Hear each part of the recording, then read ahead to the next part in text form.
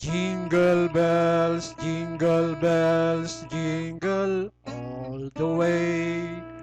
Oh, what fun it is to ride in a one-horse open sleigh. Hey, jingle bells, jingle all the way. Oh, what fun it is to ride in a one-horse open sleigh. Hello, my dear students of Benguet State University. Welcome to our online class. I am your teacher, John Lasea. Ladies and gentlemen, businessmen and businesswomen, this is my lecture number 9 of our subject, e-commerce. Let us continue the basic steps for starting a successful online business. Step number 6, construct a website. Although you can make a living buying and selling full-time on Lazada, Shopee, eBay, Amazon, and so on, a website is still likely to be the focus of your online business. Fortunately, websites are becoming easier to create. You do not have to know a line of HTML to create an effective web page. The purpose of having a website is for word-of-mouth advertising. Let us repeat knowing the following website creation. Number 1. Google Sites. I, your teacher, made a website from Google Sites for my online class for the purpose of information dissemination that you already visited. Number 2, WordPress. Number 3, Wix. Let us repeat knowing the following free blogging website that you can create your personal word-of-mouth advertising for your online business. Number 1, Blogger. Number 2, WordPress. Number 3, Blog Ads. And number 4, Weebly. Next, if you want capital to put up your business, you can apply for funding at the following funding website: Kickstarter and Indiegogo.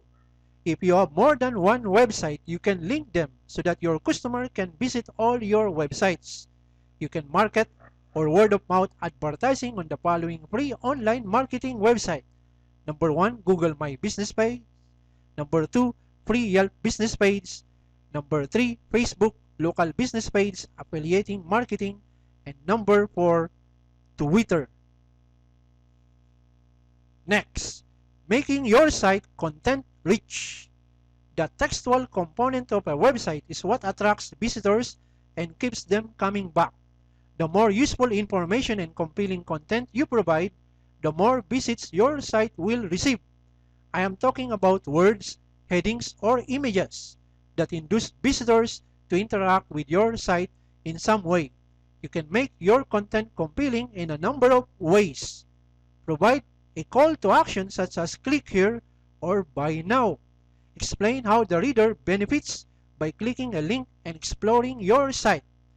Briefly and concisely state your business and its mission.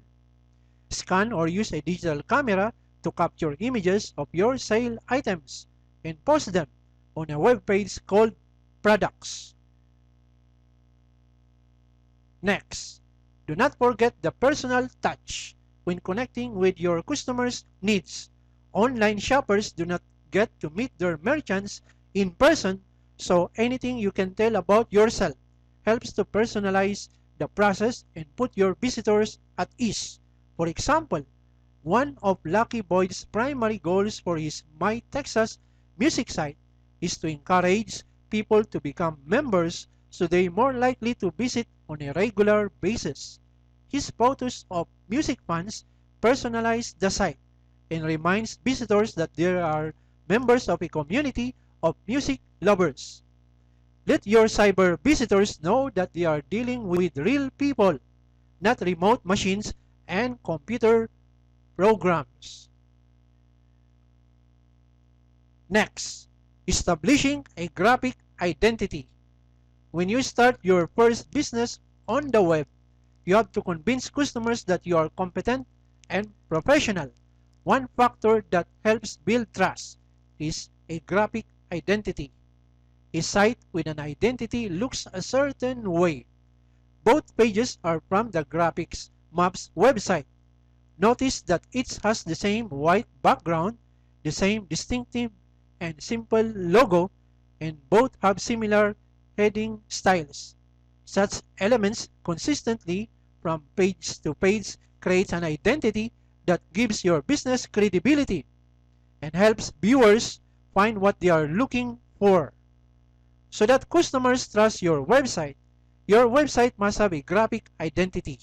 Your website must have a logo, business name, mission and vision, post feedbacks, comments and suggestions, and uniform theme or template to all pages. Next, I have a question for you to answer. Visit our university website www.bsu.edu.ph. Does our university website has a content-rich and graphic identity? Yes or no, and why? You have plenty of time at home to think about this question. Next, step number 7. Set up a system for processing sales. We have learned in the previous lecture that the shopping cart service or e-commerce host provides security for sale transaction. Payment methods such as PayPal, Visa card, PayMaya, credit debit card, COD or cash on delivery, and so on, and shipping services. Therefore, you do not spend a lot of money in other requirements when you apply as online seller on e-commerce host. Many businesses unprepared for success go online. They do not have systems in place for finalizing sales, shipping, purchase goods in a timely manner, or tracking finances and inventory. An excellent way to plan for success is to set up ways to track your business finances and create a secure purchasing environment for your online customers. That way, you can build on your success rather than be surprised by it. Next, becoming a credit card merchant. E-commerce brings to mind visions of online forms and credit card data that's transmitted over the internet. Do you have to provide such service to run a successful online business? Not necessarily. Being a credit card merchant makes life easier for your customers, to be sure, but also adds complications and extra cost to your operation. The traditional way to become a credit card merchant is to apply to a bank. Small and home-based businesses can have difficulty getting their applications approved. Alternatively, you can sign up with a company such as Lazada, Shopee, etc. that provides electronic shopping cart services and credit card payments online to small businesses. You can also accept credit card payments through the popular electronic payment service PayPal. Your customers have to have an account with PayPal and have their purchase price debited from their credit cards accounts. But the service is popular enough that many of your online shoppers are probably members already. Next, keeping your books straight.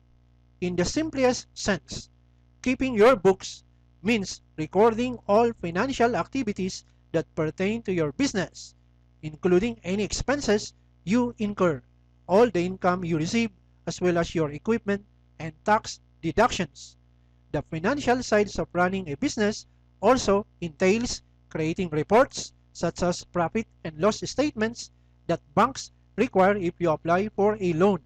Such reports not only help meet financial institutions' needs but also provide you with essential information about your business is doing at any time. You can record all this information the old-fashioned way by writing it down in ledgers and journals. Or you can use a accounting software, or you can use Microsoft Excel. Because you are making a commitment to use a computer on a regular basis by starting an online business, it is only natural for you to use a computer to keep your books too. Accounting software can help you keep track of expenses and provide information that may save you some headaches at tax time. Next, in the income statement that you learn in accounting, how will you know that your business has profit loss? Explain and provide an example of income statement showing net loss. You have plenty of time at home to think about this question. I have posted your night assignment in our Google Classroom. Please answer them and accomplish it.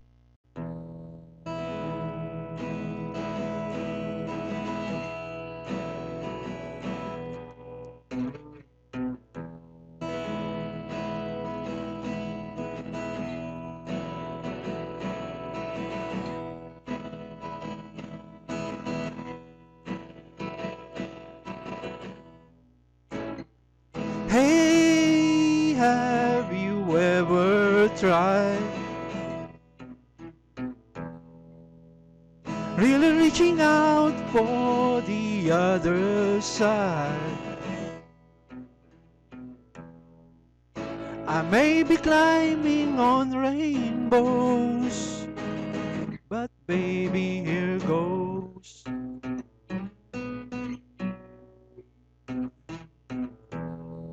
Dreams there for those who sleep. Life is for us to keep. And if you're wondering what this all is leading to,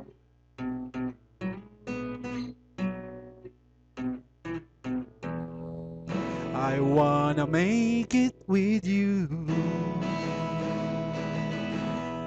I really think that we can make it, girl.